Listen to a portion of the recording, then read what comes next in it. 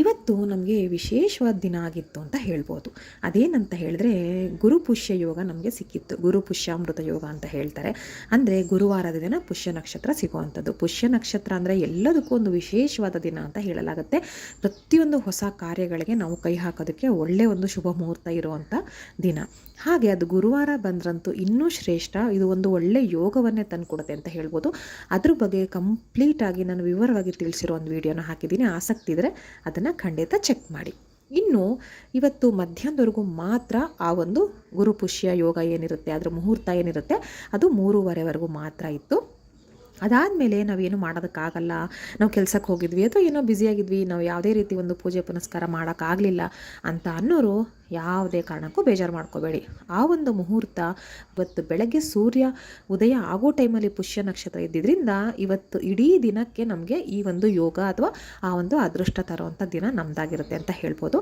ಹಾಗಾಗಿ ನೀವು ಯಾರು ಏನು ಆರಾಧನೆ ಮಾಡೋಕ್ಕಾಗಲಿಲ್ಲ ಅನ್ನೋರು ಈಗ ನಾ ಹೇಳುವಂಥ 2 ಮಂತ್ರಗಳು ಅಂದರೆ ಗುರು ರಾಘವೇಂದ್ರ ಸ್ವಾಮಿ ಮಂತ್ರಗಳಾಗಿರ್ಬೋದು ಅಥವಾ ಸಾಯಿಬಾಬಾ ದೇವರ ಮಂತ್ರಗಳಾಗಿರ್ಬೋದು, ಎರಡನ್ನು ಕೂಡ ನೀವು ಪಠನೆ ಮಾಡ್ಬೋದು. ತುಂಬಾ ಒಳ್ಳೆಯದು. ಅದು ಹೇಗೆ ಅಂತ ನಾನು ಹೇಳ್ತಾ ಹೋಗ್ತೀನಿ. ಇನ್ನು 2 ಮಂತ್ರ ಅಂತ ಹೇಳಿದ್ರೆ, ನಾನು ಗುರುಗಳ ಮಂತ್ರ ಅಂತ ಹೇಳಿದ್ದೀನಿ. ಇಲ್ಲಿ ನೀವು ರಾಘವೇಂದ್ರ ಸ್ವಾಮಿದೇ ಹೇಳಬೇಕು ಅಥವಾ ಸಾಯಿಬಾಬಾ ಅವರದೇ ಹೇಳಬೇಕು ಅಂತ ಹಾಗೆಲ್ಲ ಏನಿಲ್ಲ. ನೀವು ನಿಮ್ಮ ಕುಟುಂಬಕ್ಕೆ, ನಿಮ್ಮ ಒಂದು ಕುಲಕ್ಕೆ ಒಬ್ಬರು ಗುರುಗಳು ಅಂತ ಇರ್ತಾರೆ, ಅವರ ಮಂತ್ರಗಳನ್ನ ಕೂಡ ನೀವು ಪಠನೆ ಮಾಡಬಹುದು. ಹಾಗೆ ಈಗ ನಾನು ಹೇಳ್ದಂಗೆ ರಾಘವೇಂದ್ರ ಸ್ವಾಮಿ ಆಗಿರ್ಬೋದು, ಸಾಯಿಬಾಬಾ ಆಗಿರ್ಬೋದು ಅಥವಾ ಇನ್ಯಾವುದೇ ಒಂದು ಗುರುಗಳಾಗಿರ್ಬೋದು, ಅವರುಗಳ ಧ್ಯಾನವನ್ನು ಕೂಡ ನೀವು ಮಾಡ್ಬೋದಾಗಿದೆ. ಇನ್ನು ರಾಘವೇಂದ್ರ ಸ್ವಾಮಿಗಳ ಮಂತ್ರ ಅಂತ ಹೇಳಿದ್ರೆ ಪೂಜ್ಯಾಯ ರಾಘವೇಂದ್ರಾಯ ಅನ್ನೋ ಸ್ತೋತ್ರ ನಿಮಗೆಲ್ಲ ಗೊತ್ತಿರುತ್ತೆ.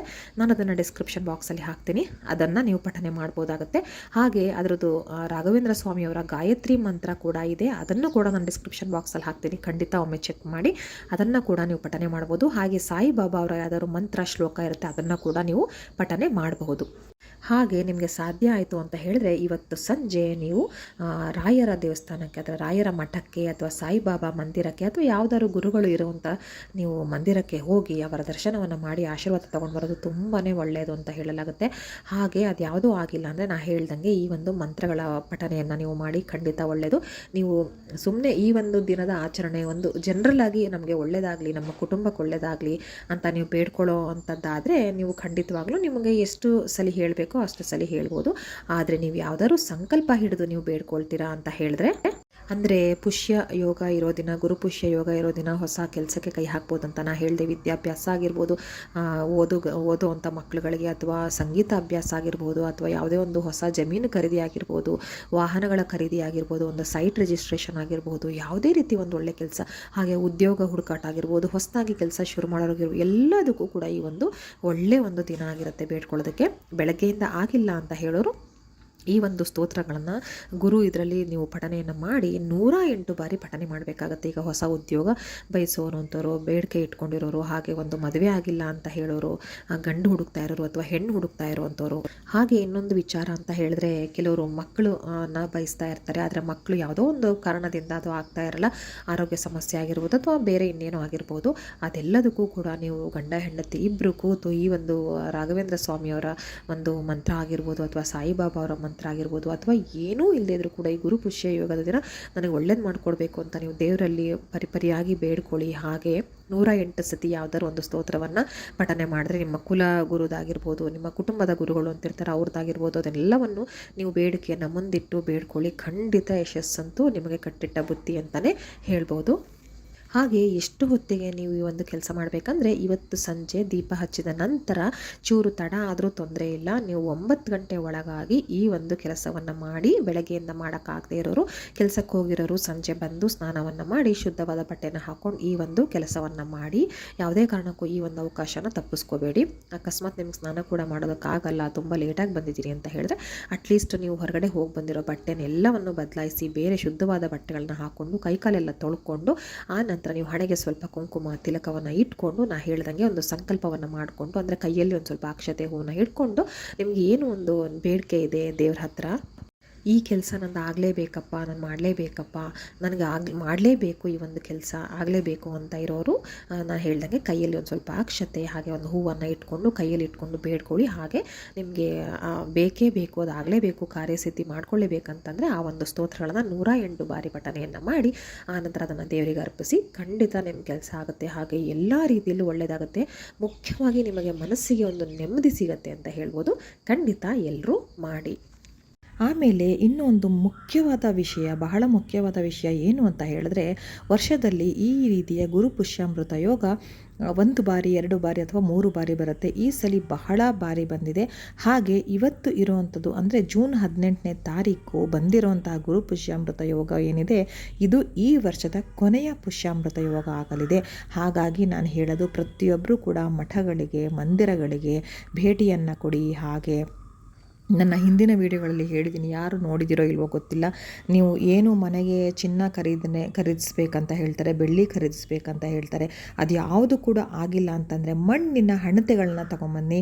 ಮಣ್ಣಿನ ಹಣತೆ ಅಂತಂದರೆ ಒಂದು ನಾವು ದೀಪವನ್ನು ಹಚ್ತೀವಿ, ಎಣ್ಣೆ ಅಥವಾ ತುಪ್ಪವನ್ನು ಹಾಕಿ.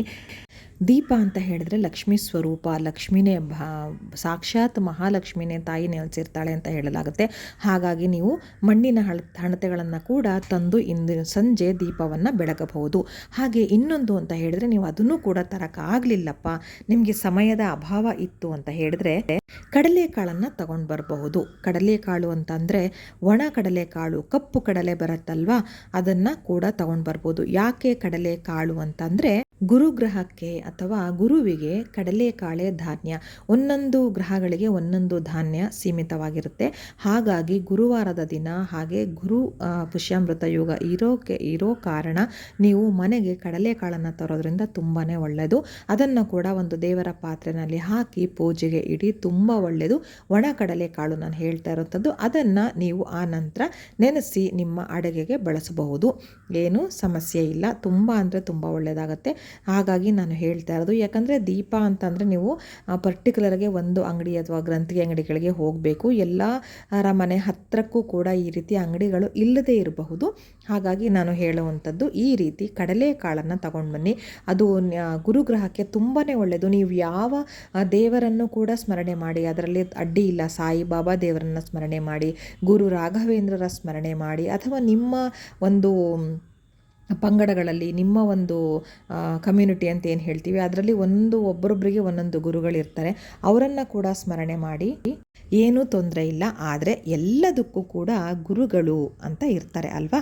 ಹಾಗಾಗಿ ಅದೇ ಗುರುಗ್ರಹನೇ ನಮಗೆ ಮುಖ್ಯವಾಗಿ ನಮಗೆ ಒಂದು ಶುಭ ಫಲವನ್ನು ತಂದು ಕೊಡುವಂಥದ್ದು. ಗುರುಬಲ ಜಾತಕದಲ್ಲಿ ಒಂದು ಗಟ್ಟಿಯಾಗಿ ನಿಂತಿದ್ದಾನೆ ಅಂತ ಹೇಳಿದರೆ ನಮಗೆಲ್ಲ ಕೆಲಸಗಳು ಚಕ್ ಅಂತ ಆಗೋಗುತ್ತೆ, ಫಟಾಫಟ್ ಅಂತ ಆಗೋಗುತ್ತೆ, ಎಲ್ಲವೂ ನಿರ್ವಿಘ್ನವಾಗಿ ನೆರವೇರ್ತಾ ಹೋಗುತ್ತೆ.